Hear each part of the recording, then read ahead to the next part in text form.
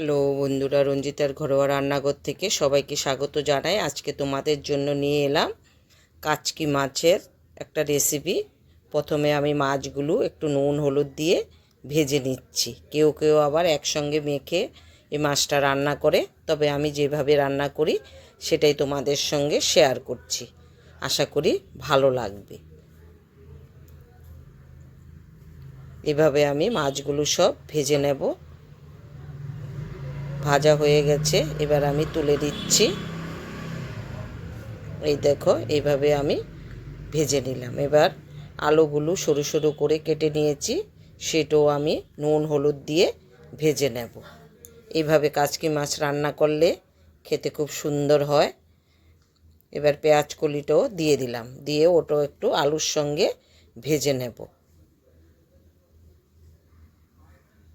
একদম সহজ একটা রেসিপি, কিন্তু খেতে খুব সুন্দর হয়।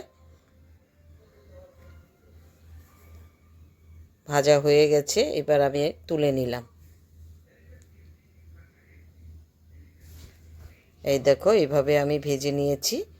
এবার কড়াইতে আমি কালো জিরে ফোড়ন দিয়ে দিলাম, দিয়ে একটু হালকা করে ভেজে নিচ্ছি।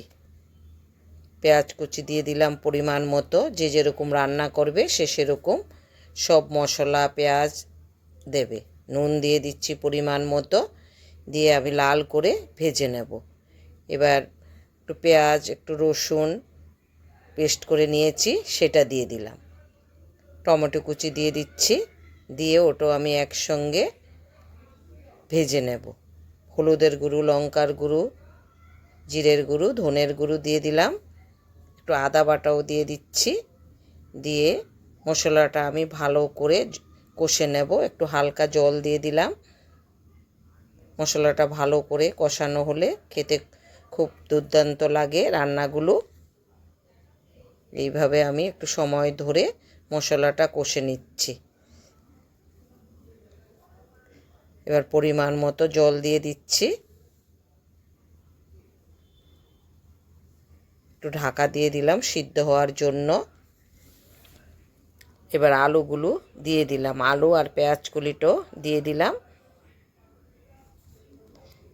একটু ঢাকা দিয়ে দিলাম। এবার আমি মাছগুলোও দিয়ে দিচ্ছি। সত্যি এইভাবে রান্না করলে আর কিছু লাগে না, একটা আইটেম দিয়ে পুরো ভাতটা খেয়ে নেওয়া যায়।